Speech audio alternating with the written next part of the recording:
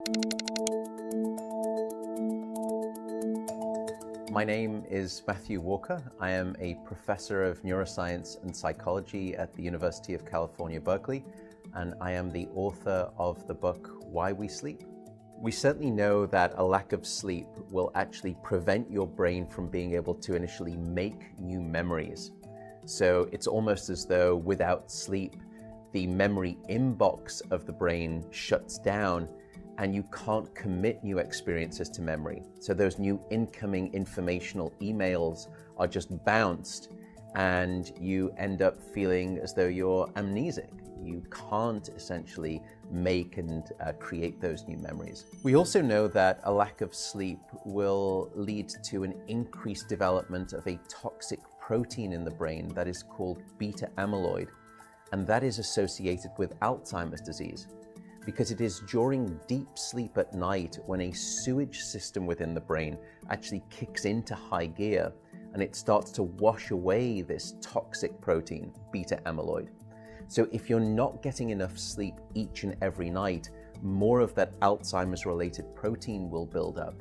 The more protein that builds up, the greater your risk of going on to develop dementia in later life. What are the effects of sleep deprivation on the body? Well, there are many different effects. Firstly, we know that sleep deprivation affects the reproductive system. We know that men who are sleeping just 5 to 6 hours a night have a level of testosterone which is that of someone 10 years their senior. So a lack of sleep will age you by almost a decade in terms of that aspect of virility and wellness. We also know that a lack of sleep impacts your immune system. So after just one night of 4 to 5 hours of sleep, there is a 70% reduction in critical anti-cancer fighting immune cells called natural killer cells. And that's the reason that we know that short sleep duration predicts your risk for developing numerous forms of cancer. And that list currently includes cancer of the bowel, cancer of the prostate, as well as cancer of the breast.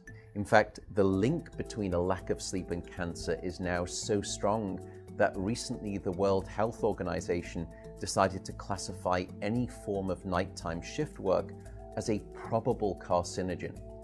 So in other words, jobs that may induce cancer because of a disruption of your sleep-wake rhythms. We also know that a lack of sleep impacts your cardiovascular system, because it is during deep sleep at night that you receive this most wonderful form of effectively blood pressure medication. Your heart rate drops, your blood pressure goes down.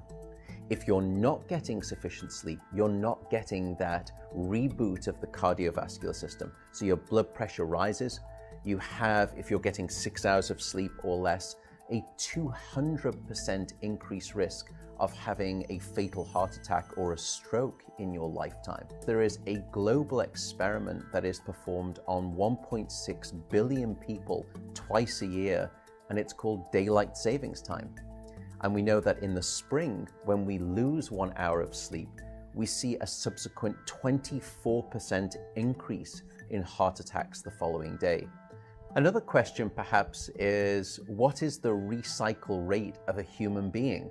How long can we actually last without sleep before we start to see declines in your brain function or even impairments within your body?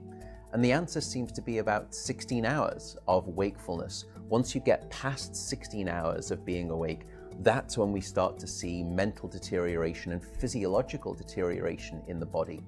We know that after you've been awake for 19 or 20 hours, your mental capacity is so impaired that you would be as deficient as someone who is legally drunk behind the wheel of a car. So if you were to ask me what is the recycle rate of a human being, it does seem to be about 16 hours, and we need about 8 hours of sleep to repair the damage of wakefulness. Wakefulness essentially is low-level brain damage.